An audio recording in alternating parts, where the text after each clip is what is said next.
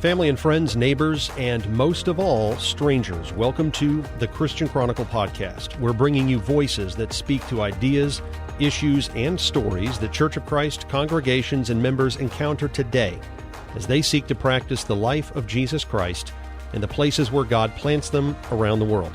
I'm btirwin. May what you are about to hear honor God and illuminate you. Growing up as a Church of Christ preacher's kid in the 1980s and 1990s, I often heard my dad and his preacher friends talk about the greatest and most effective preachers they knew. To them, a great and effective preacher was a man who traveled the world announcing the gospel with power and precision. And the proof of his preaching was how many people he baptized.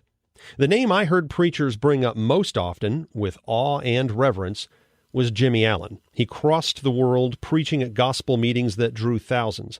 I've heard some Church of Christ folks say he was our version of Billy Graham. Those who study Jimmy Allen's life and work estimate that as many as 10,000 people were baptized because of his preaching.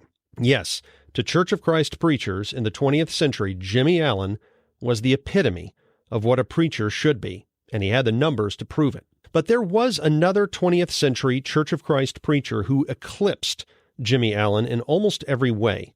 Scholars estimate that his preaching led to as many as 40,000 baptisms, 4 times as many as Jimmy Allen, and he had a part in planting as many as 300 Church of Christ congregations. He also helped establish several schools, one of which grew into a college that is still in operation today, and he called and trained hundreds of Church of Christ preachers and teachers who called and trained hundreds more. I could argue that from the time Christians on the American frontier came together to restore the New Testament church to the Church of Christ community we see today, this preacher simply has no peer in terms of his impact during his life and long after. His name was Marshall Keeble. But even though I grew up hearing preacher stories about Jimmy Allen, I was well into my 20s before I even heard of Keeble. Why? I think at least part of the reason is this. Jimmy Allen was white, like the Church of Christ congregations and members that raised and surrounded me. Marshall Keeble was black. Now, that doesn't mean that white Church of Christ folks don't know Keeble. His gospel meetings drew black and white Christians, though they were careful to keep their distance from each other in the Jim Crow era in which Keeble worked. My mom told me a story about when she was a girl, her white congregation in Nashville invited Keeble to preach. She said people were sitting and standing in the aisles just to hear him. He was the only black person in the building that night. So what is the legacy of Marshall Keeble? In a tradition that loves numbers, Keeble's 40,000 baptisms seem to say enough. But if that's so, why didn't the grandson and son of Church of Christ preachers who attended 2 Church of Christ universities even know about Keeble until he stumbled upon him by accident? And if Keeble planted hundreds of Church of Christ congregations in the United States, why does it sometimes feel like those congregations are islands offshore from the mainstream?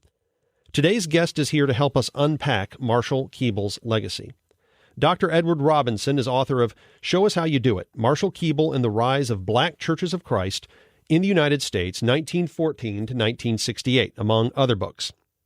He is Associate Professor of History and Religion at Texas College in Tyler, Texas, and he ministers with the North Tenaha Church of Christ in Tyler, Texas. That congregation traces its origin to a 1935 open-air gospel meeting where Marshall Keeble's preaching encouraged 60 baptisms. Brother Ed, welcome to the show today. Glad to be with you. It's been a long time coming. I've been trying to have this conversation with you for months, and so really happy to finally have this one. So let's start here. The Church of Christ branch of the Christian family tree has some names that most Church of Christ folks know, maybe mostly because they're on schools like Freed Hardeman, Harding, and Lipscomb.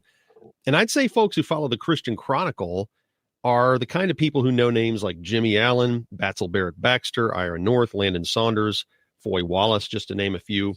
And we know these names because they still influence us today because of the large and widespread audiences that heard their preaching or the Christians who read their writing. So in terms of the restoration movement, as we call it, from the early 1800s until now, how would you say Marshall Keeble rates as one of the most far-reaching and influential figures in shaping who we are in the Church of Christ? I would argue that Marshall Keeble ranks pretty high because his influence is so far reaching in terms of his influence reaches far geographically as well as chronologically. Geographically, for example, here I am in Tyler, Texas, in the conference room at the North Tenaha Church of Christ in Tyler, Texas. Well, this congregation was planted by Brother Keeble in 1935. So Tyler, Texas, by my calculation, is 605 miles from Nashville, Tennessee. And so here is a guy who was located in Middle Tennessee, but yet, his influence pervades or extends far beyond the state of Tennessee into the state of Texas. And this is one of several congregations that Brother Keeble planted in the Lone Star State. And so there's the geographical influence, but also there's the chronological reach as well, in that, again, 1935, that was a long time ago. So we last year celebrated our 90th church anniversary here at North Tenaha, and so we look forward to many more to come. When we talk about Marshall Keeble, and I've known this for years, you can name hundreds of people that he personally trained, and he trained them to train other people. Mm-hmm. And so I wonder if there is any influential leader in the Church of Christ anywhere in the world who actually has a family tree like his. And you talk about spiritual sons and spiritual daughters, where people can trace their ministry back to Marshall Keeble. Can you think of anyone else who possibly was as intentional or as fruitful as he was at training up ministers? I don't know any person right offhand in our fellowship. The closest person might be G.P. Bowser, mm-hmm. who was a contemporary of Keeble, a co-laborer with Keeble, who went down a different path, in that he placed a lot of emphasis on education and planted what is now Southwestern Christian College in Terrell, Texas. But Brother Keeble was also one who was keen and committed to making sure that Black youth in Churches of Christ received a good education. In his position as president or fundraiser at the Nashville Christian Institute, there were several ministers, young men, who emerged as prominent ministers in African American Churches of Christ, who came under Keeble's leadership. And so I like to think of myself as a spiritual descendant mm-hmm. of Brother Keeble.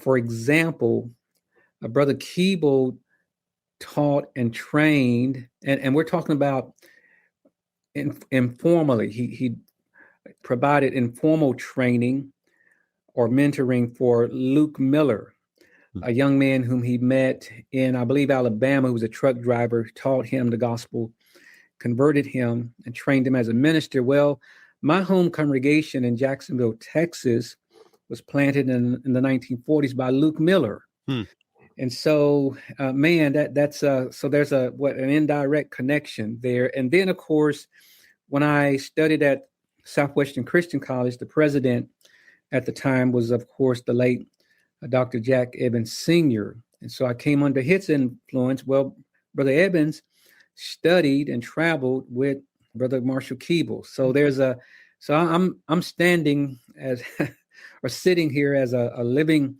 witness to the far-reaching influence and a part of the Keeble family tree, if you will. And so I have three daughters, and they are members of the Church of Christ. And so I kind of consider them also as spiritual descendants of Brother Keeble. So, and the list is a lot longer than what I've just provided for you. So you're so right that Brother Keeble has an impressive spiritual family tree. I mean, I've listened to people talk about Brother Keeble over the years, And oftentimes I hear white Christians talk about the influence that he had on the black church. And I hear black Christians talk about this as well. But I wonder if you can help us, because our audience is all over the world here. What is Marshall Keeble's legacy on the entire movement? If you can help us understand that. Brother Keeble influenced many white people who eventually obeyed the gospel as well. Mm-hmm. Yes, we talk about the many Black converts that Keeble was responsible for, but we also read of accounts, for example, where there were 20 baptisms, 20 responses. 15 of those would be Black, and 5 of those could be white. And he always allowed the white preachers and leaders to handle the responses of the white people, especially when he was traveling across the Deep South. But you're so right that Keeble, yes, his influence extends beyond the borders of African American Churches of Christ. The title of the book comes from a conversation. Brother Keeble is in Southern California, and the white preachers there arranged a meeting with him and another Black preacher, and they sat Brother Keeble down in perhaps a little circle, and they said, "Brother Keeble, show us how you do it. Show us how you do it." In other words, they viewed him like some kind of divine musician who could go into a community, speak a congregation into existence, and then go on to the next place. And so the fact that these white leaders are appealing to this Black man, this Black evangelist, for advice is a telling example of his influence. But he attributed his success to the women in his life. He attributed to his success to his really learning the gospel message from white preachers who came under his influence. There were Black mentors as well, one including his father-in-law, S.W. Womack, as well as a Black gentleman by the name of Alexander Campbell. And there were other factors as well. And this conversation, by the way, is found in the pages of the Christian Leader. The Christian Leader. Many of us in Churches of Christ, we are familiar mostly with the Gospel Advocate Firm Foundation, but there were other papers out there that recorded Keeble's excursions. And so that I stumbled upon that story, and I was just struck by that statement, show us how you do it. But it's a testament to his influence. Marshall Keeble would go to a town where there was no church, and he would preach a meeting, and there would be 60 baptisms, and now there's a church. So he did all of that during the Jim Crow South era. It was literally dangerous and difficult for him to move about society and do what he did. Few people alive today can conceive of how deadly it could be for someone like Keeble to go into strange new towns in the Deep South and hold a meeting. And so this theme comes up over and over again in the book. The question is, did Jim Crow limit Keeble, or did God and Keeble make a way to turn Jim Crow to their advantage? Wow, man, that's a very powerful question. And, one thing I've learned as a student of history is that it's not always either or. Sometimes it could be both and. So in some ways, Jim Crow did limit Keeble. He did not have access, for example, to the homes of white people. He didn't have access to white hotels, white-owned hotels, and not even, especially early on in the 1930s and 40s and even 50s, he didn't have access to white church buildings. I believe there were well-meaning Christians who, in the throes of the Great Depression, keep that in mind, that this congregation here at the North Tenhall Church of Christ was established in 1935. So we're in the middle of the Great Depression. People globally and, of course, nationally are really hurting financially. But yet these white Christians found resources and pooled their resources to invite this man.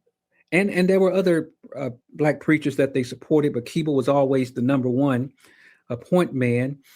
And they invited him into their communities to plant the seed of what he called the pure gospel. Mm-hmm. And so, yes, on the one hand, there were limitations. Jim Crow did limit segregation, did limit Marshall Keeble, but yet God, is an amazing God. He's an awesome God. And he found a way to turn Jim Crow in that these congregations began to spring up and souls were saved and lives were transformed. And it comes up a few times in your book. Never thought about this. That was at its base, it was actually racist in the fact that white congregations did not want Black people to come to their congregations. Mm-hmm, mm-hmm. And so you have this weird situation where they believe they have to obey the Great Commission. Mm-hmm. They need to evangelize their neighbors, but they don't want their neighbors to come to their church. Mm. And so the racially motivated solution is we'll have Marshall Keeble come do a meeting and establish a Black church. I think that's just a powerful example of how this evil thing called Jim Crow, that the church is caught up in this sin.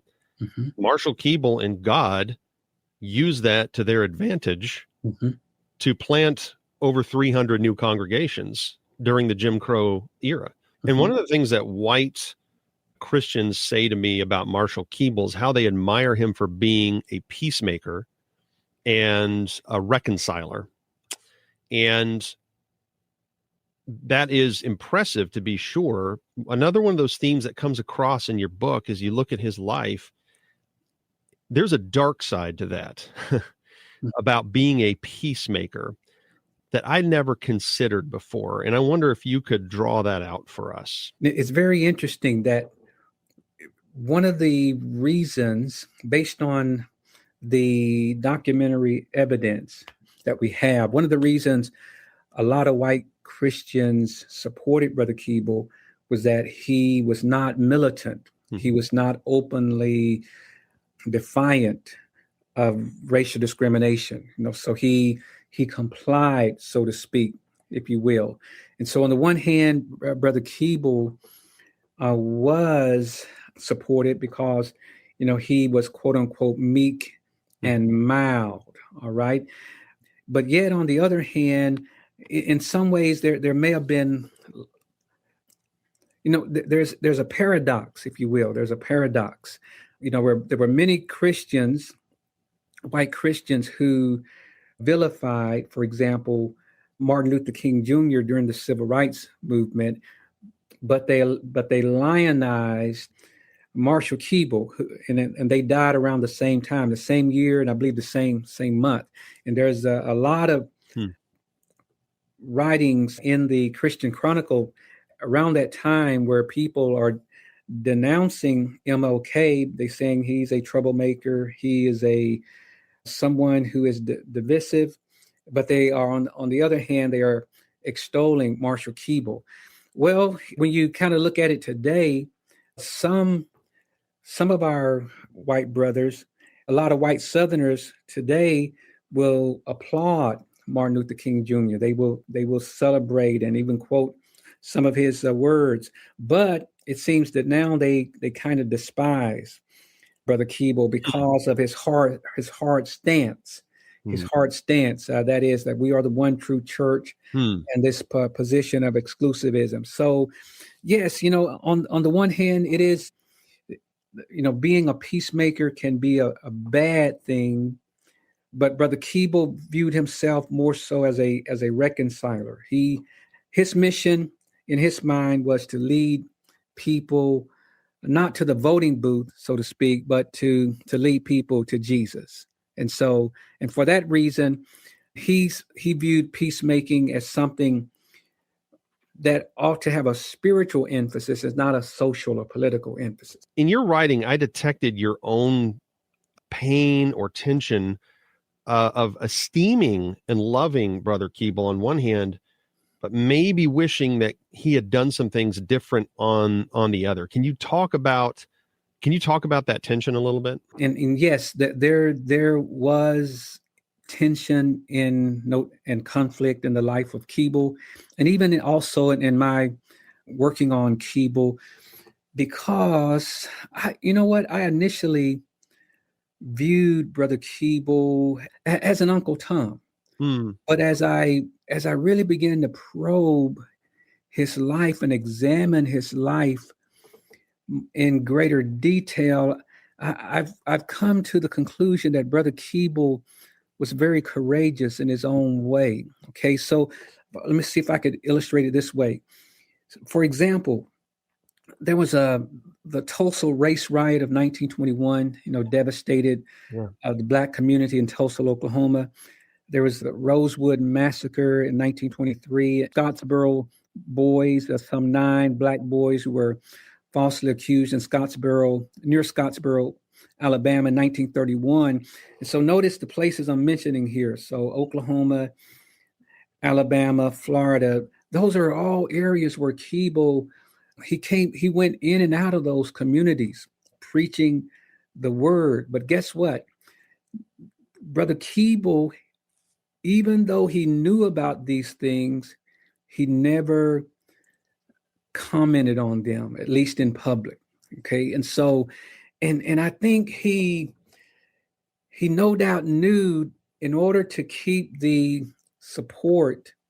monetary support of the white establishment in Churches of Christ, to plant churches to save the souls of Black people, he had to kind of suppress his feelings about those things. But here's the paradoxical thing. A lot of the young men whom he carried with him on his various preaching excursions, they will later rise up and contest and help to even overthrow Jim Crow. And I'm thinking right offhand of Floyd Rose, who was an admirer of Martin Luther King Jr., as well as a traveler with Brother Keeble, and he's led a lot of civil rights efforts in the North and the South. The late Jack Evans, and of course, one of the most prominent civil rights leaders in the history of this country was our own Fred D. Gray, who was attorney for Rosa Parks and MLK. And all of those men would recognize and acknowledge that Keeble touched them in some way. And so even though they may not have agreed with his approach, they still held him in high regard. And that's the kind, my way of viewing Keeble as well, that he knew that Jim Crow segregation was oppressive, that it was unjust and immoral, but he had his eyes on higher goals. The practice and spirit of prejudice and segregation that characterized Church of Christ congregations in the South in the 20th century is as sinful as sin can be, full stop. And you, in your book, seem to believe that Keeble knew this. He knew it, and you said he hated it. But maybe in his calculus, he decided that working within the sinful system to baptize as many as he could was the better option than a head-on confrontation with the sin of Jim Crow. So here's the question. We struggle, even to this day, when we talk about, well, how much should we get involved in earthly affairs? Shouldn't we have our eyes on eternity? And yet, some things are so evil here on earth, depending on who you are, you say, well, we need to fight against that. And Marshall Keeble was caught up in that tension. So I actually can't find the question to ask. So I'll just stop with a statement and see how you respond to that. Brother Keeble, came under the influence of white men in Middle Tennessee, such as David Lipscomb, such as N.B. Hardeman and others, and he curried the favor of A.M. Burton, and who was perhaps his most generous financial backer and supporter, who supported a lot of his preaching campaigns. But Brother Keeble also came under the influence of Booker T. Washington. From 1895 to 1915, Booker T. Washington was the most influential Black man in the United States. Well, Brother Keeble picked up on some things from Booker T. Washington, and that is, in order to accomplish your goal, it's important, don't fight the system head on, but try to work within the system. And that's what we see in Booker T. Washington, and Booker T. Washington influenced Brother Keeble. And that's basically the approach that Brother Keeble is going to bring over into his evangelism strategy. Okay, and that is, he's not going to contest the racial status quo, at least not openly. Now, we do know that there were two Booker T. Washingtons. There was the public Booker T. Washington, who put on a front of meekness and mildness, while there was a private one who wrote letters to protest various forms of segregation and racial discrimination.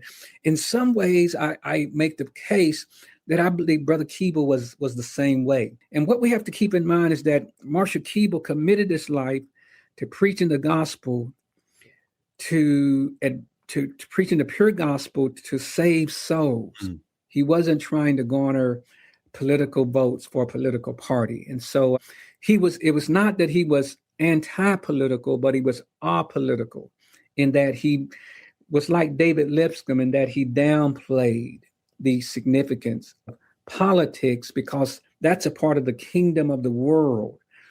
Keeble's allegiance was to the kingdom of heaven. The more we have this conversation, the more it seems to me that Marshall Keeble played the long game. Yes. And when going back to the question about working within the Jim Crow system, Marshall Keeble was able to leverage white wealth and the segregation of the South to plant hundreds of congregations and baptize tens of thousands of people, which that's a long game play right there. Is it possible that he is thinking to himself, maybe working actively? And you mentioned like Fred Gray a moment ago, that Marshall Keeble is thinking, this is not going to change in my lifetime, but the more of my brothers and sisters who gather in congregations and make more disciples, the more likely it is that in a generation or two, this system is going to have to end. Yes, I think you hit the nail on the head. I appreciate how you said the long game. I think that's what he had in mind, the long term, the future outcome.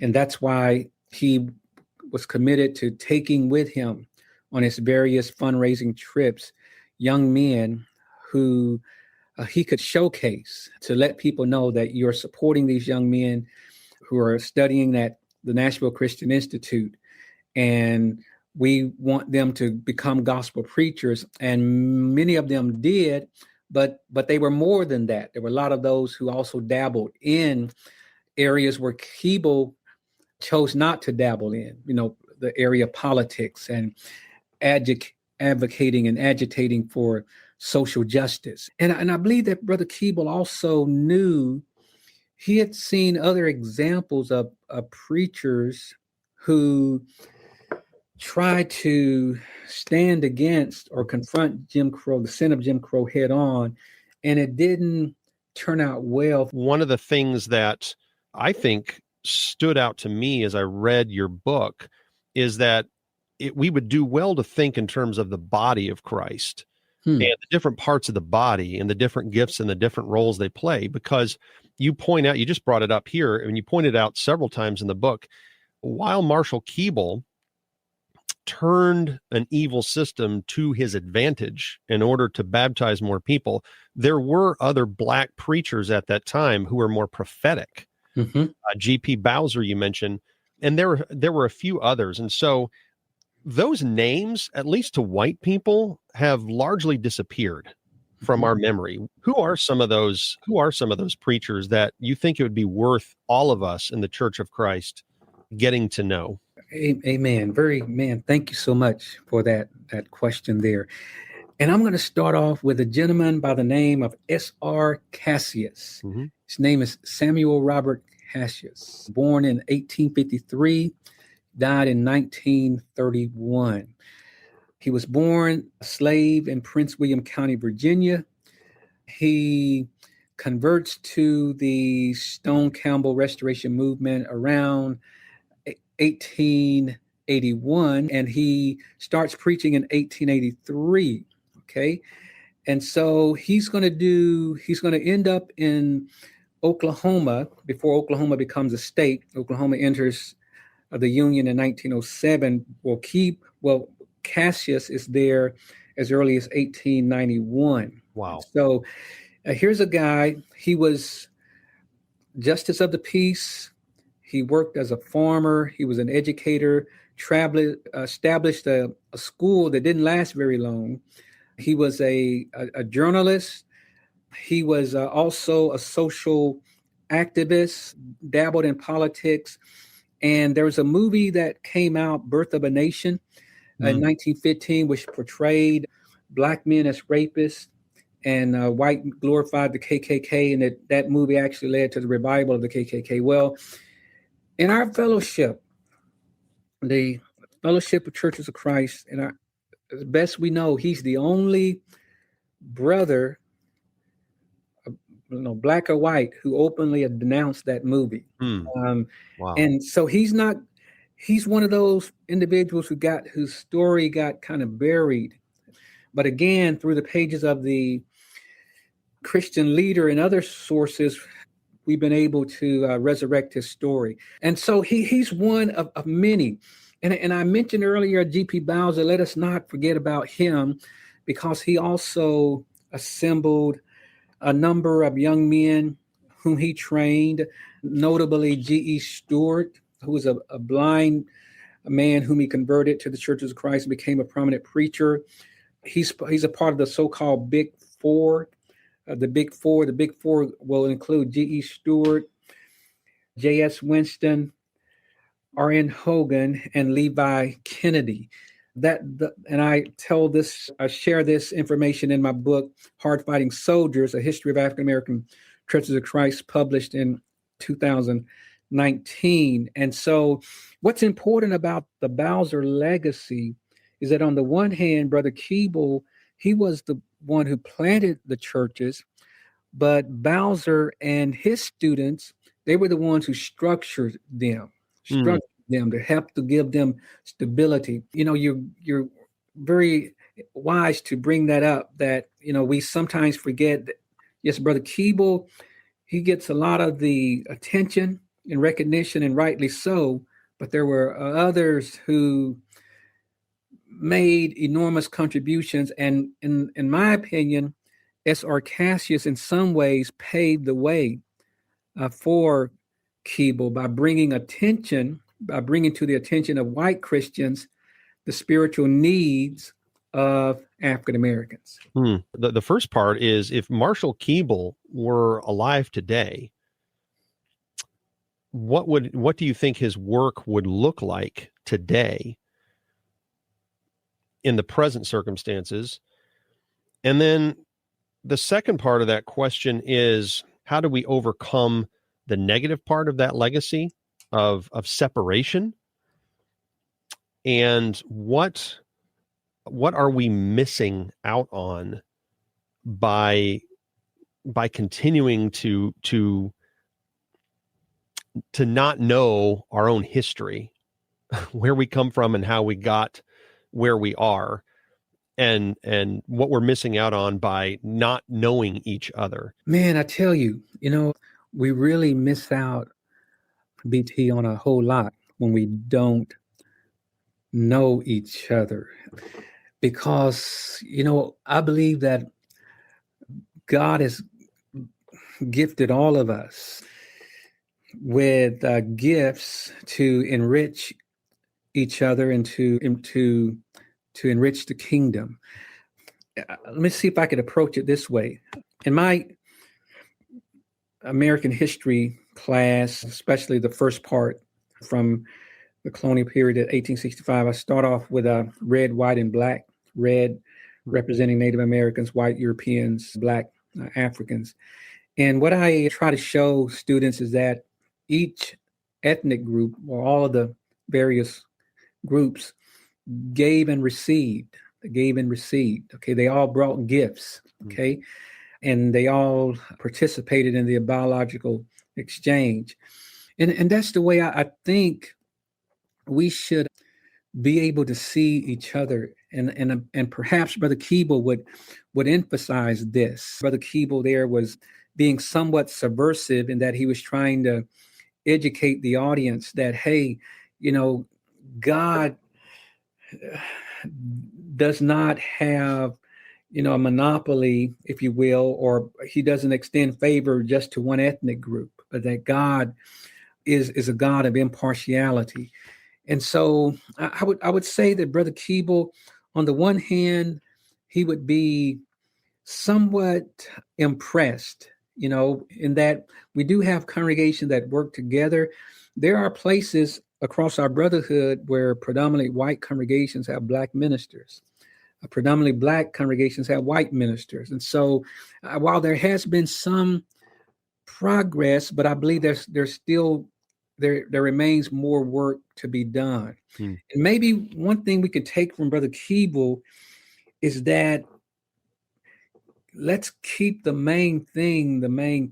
His favorite song was Hold to God's Unchanging Hand. And so I would say that while we ought to make sure that we keep our hopes, on things eternal, but that doesn't mean, however, that we should altogether neglect caring for our neighbors, feeding the hungry, housing the homeless, if you will, embracing the strangers and so forth. And so, and that's kind of what I urge at the end of in the book, Show Us How You Do It, that Brother Keeble uses the example, that you wouldn't want to drive a car if you couldn't back up, you couldn't put it in reverse. And so, and maybe Brother Keeble would say to us, maybe back up and address the whole man. Yes, let's be concerned about his spiritual needs, but let's not neglect his material and social needs as well, because they are important. But as we think about the present, one of the things that I've observed and I've been told about outright is that there is a move toward unity and reconciliation in the Church of Christ community. And yet, speaking as someone who's white and hangs out a lot with people who are white, and I'm a member of a congregation that's predominantly white, we tend to think that it's a pretty simple thing, right? Just get together and get along and everything's fine. But what we don't recognize is that we still possess most of the power and the privilege by means of economics and our place in society. And so when we talk about, if you imagine a community where Marshall Keeble came and planted a church, and you've got a black church and you've got a white church in that community, it's not a simple matter of getting together, but not only because of the history there. And the truth is, white people don't tend to remember history as well as black people do, because the body keeps the score, right? And then the power dynamic is not balanced. The best of intentions often lead to disappointment. And it's because we're working within a system we did not create and we do not understand. Marshall Keeble figured out how to use the system to do a lot of good. How do we start to do that? And I'm asking that question the way I did because some of us think it's a very simple thing, because we have the privilege of thinking it's a simple thing. But a lot of people don't have that privilege. But I think God blesses us with wealth and power so that we can reach out, reach down, and help those who are without power, those who are without resources. And so, and for our white brothers and sisters who have not seen the need for that, should be, called to repentance. And it's not only true, I would say, for our white brothers and sisters, but also for our Black brothers and sisters, many of whom, because of the civil rights movement, have moved into positions where they can become at least more fluent and they should be challenged to use their power and influence. And again, Fred Gray, who was a disciple of Brother Keeble, he was not allowed to study for his law degree in the South. So he went to Ohio, but he came back and he used what he says, he used the system to change the system. And so, and I believe that in many ways, he, in a sense, followed the path of Keeble. Not that he condoned racism, but he actually challenged it, but he did it through a legal as well as in a professional and positive manner. I don't know if I have all of the answers, but I do know that progress has been made, but there is much more yet to be done. And it is unfortunate that a lot of what we see happening in politics today has divided the nation and even divided a lot of our congregations as well. What's the most appropriate and effective way for us to memorialize and think deeply about Marshall Keeble? Brother Keeble left a significant legacy, an indelible mark on the history of African American Churches of Christ, but it's somewhat complex. On the one hand, Brother Keeble was a peacemaker, quote unquote, in that he worked within the Jim Crow segregation system to advance what he believed was the pure gospel of Jesus Christ. On the other hand, Brother Keeble was a troublemaker in that he troubled the denominational churches by emphasizing, baptism for the remission of sins, denouncing the charismatic groups and those with whom he differed theologically. He, emphasized the Bible is right. On the other hand, he was also a troublemaker in that it could be argued that he subtly worked to disrupt the Jim Crow segregation system, in that he mentored young men at the NCI, the Nashville Christian Institute, who traveled with him, and those individuals would rise up and challenge legal segregation in this country. Brother Keeble, he's worthy of our admiration, worthy of our applause. Having said that, it's important that we recognize that he recognized his limitations. He was an imperfect man who moved about in an imperfect system, supported by imperfect people, but yet the amazing God, the perfect God, accomplished an amazing, extraordinary things through this ordinary man. And so, and I believe may we all be inspired that he didn't have a lot of education. I think his education stopped at the 7th grade. And so, where we are limited, God is unlimited. And that if we would just put our lives in his hands, God can do amazing things with us and through us and for us even today. Praise be to God. Amen. Amen.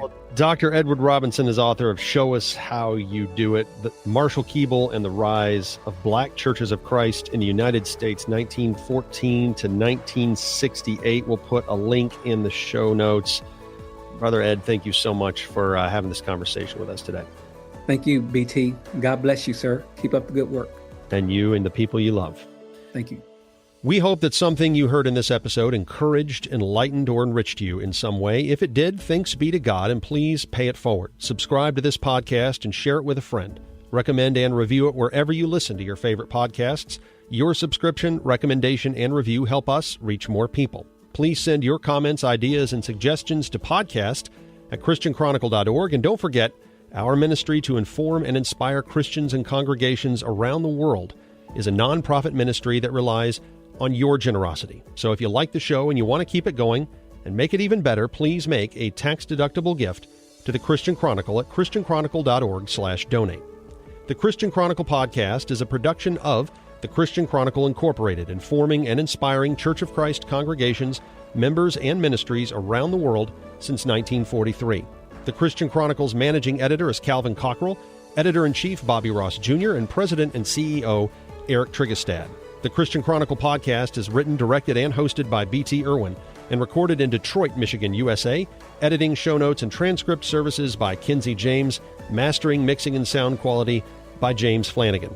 Until next time, may grace and peace be yours in abundance.